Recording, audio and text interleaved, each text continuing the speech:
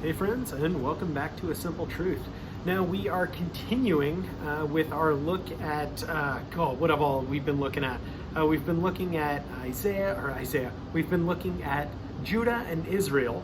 We've been looking at the clash that they've had, as well as the kings of Judah and Israel, and seeing whether or not they've been walking in the way that their forefathers walked, or walking in the way of God. So we've looked at a lot of different stuff concerning that. Today we're going to be looking in Isaiah 13 through 17.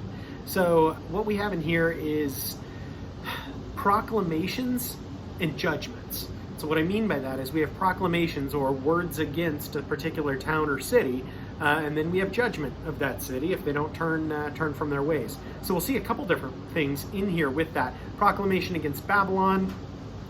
We see the destruction of Babylon, the destruction of its king. We see the destruction of the city itself. We see Philistia and Moab destroyed. We also see a proclamation against Israel and Syria. So we'll see what that looks like. And then we have a short, brief stanza, maybe short passage about the fall of Lucifer as well. So we'll see that once again in Isaiah 13 through 17 is what we're going to be looking at today. So we'll start with 13. The burden against Babylon, which Isaiah the son of Amoz saw. Lift up a banner on the high mountain. Raise your voice to them. Wave your hand that they may enter the gates of the nobles.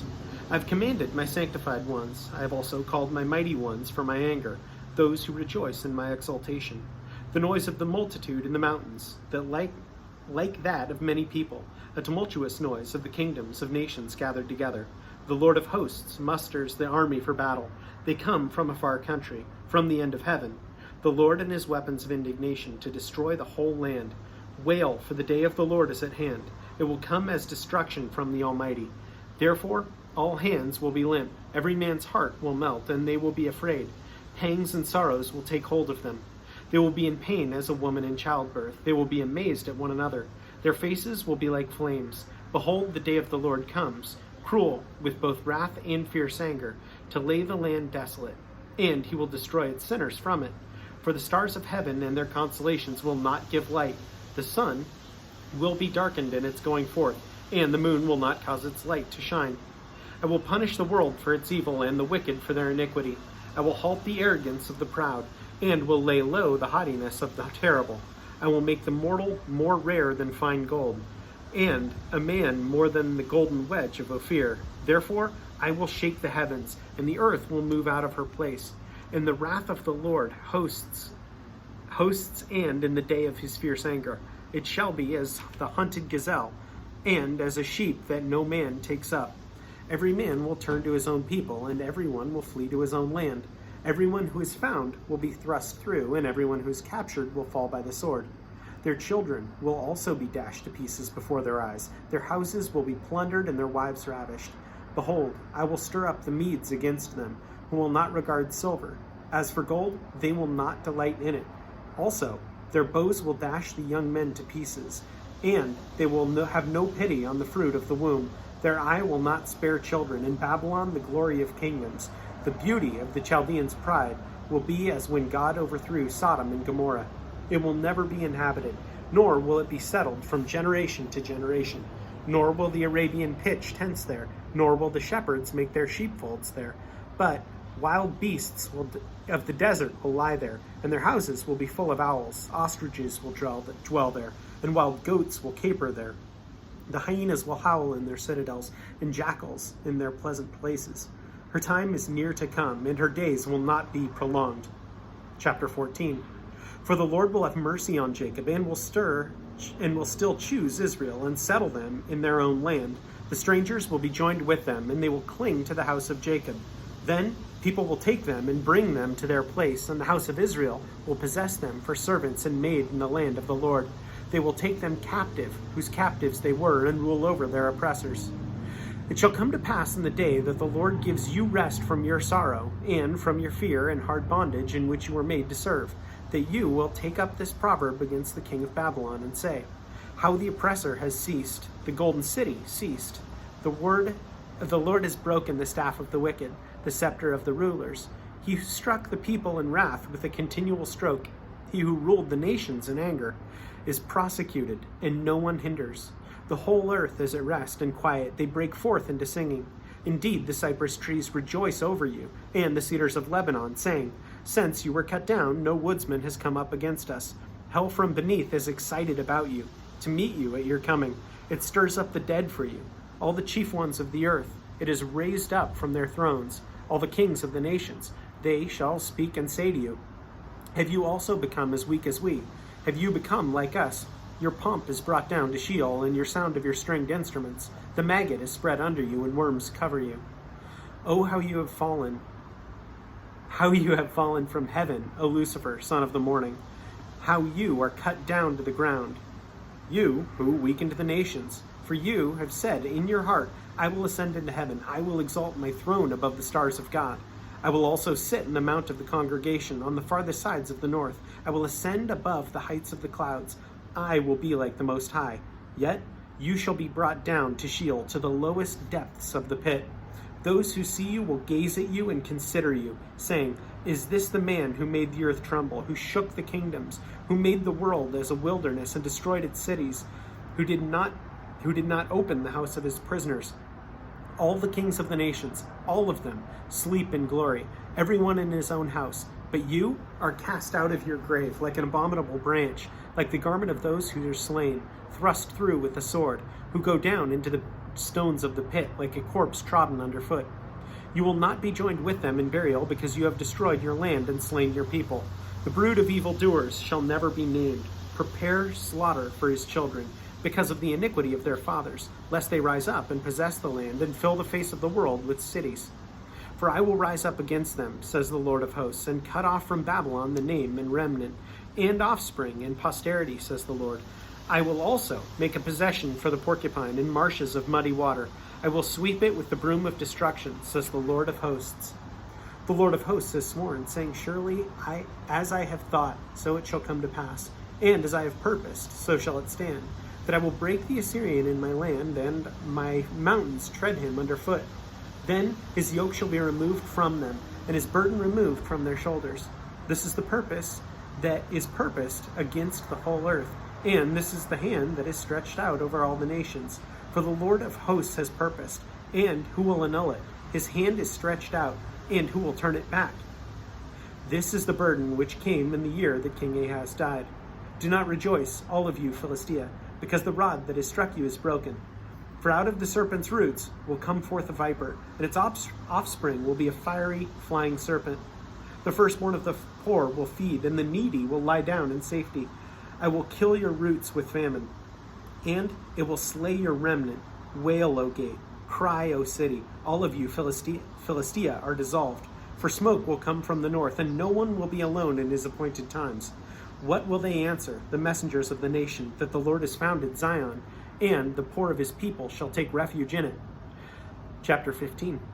The burden against Moab. Because in the night Ar of Moab is laid waste and destroyed.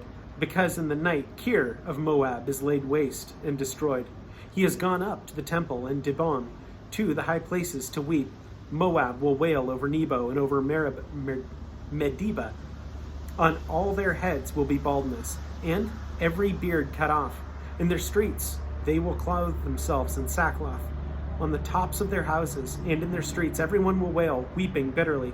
Heshbon and Eleah will cry out. Their voice shall be heard as far as Jahaz. Therefore the armed soldiers of Moab will cry out. His life will be burdensome to him. My heart will cry out for Moab. His fugitives shall flee to Zoar like a 3-year-old heifer. For by the ascent of Luhith they will go up with weeping. For in the way of Honorem they will raise up a cry of destruction. For the waters of Nimrim will be desolate. For the green grass is withered away. The grass fails, there is nothing green. Therefore the abundance they have gained, and what they have laid up, they will carry away to the brook of the willows. For the cry has gone all around the borders of Moab, its wailing to Eglaim, and its wailing to Beer Elim. For the waters of Dimon will be full of blood, because I will bring more upon Dimon, lions upon him who escapes Moab, and on the remnant of the land. Chapter 16. Send the lamb to the ruler of the land, from Selah to the wilderness, to the mount of the daughter of Zion. For it shall be as a wandering bird thrown out of the nest, So shall be the daughters of Moab at the fords of Arnon. Take counsel, execute judgment, make your shadow like the night in the middle of the day. Hide the outcast, do not betray him who escapes. Let my outcast dwell with you, O Moab. Be a shelter to them from the face of the spoil. For the extortioner is at an end, devastation ceases. The oppressors are consumed out of the land. In mercy, the throne will be established, and one will sit on it in truth in the tabernacle of David, judging and seeking righteousness and hastening righteousness. We have heard the pride of Moab. He is very proud of his haughtiness and his pride in his wrath. But his lies shall not be so. Therefore Moab shall wail for Moab. Everyone shall wail. For the foundation of Kir Hashereth you shall mourn. Surely they are stricken. For the fields of Heshbon languish, and the vine of Sibmah.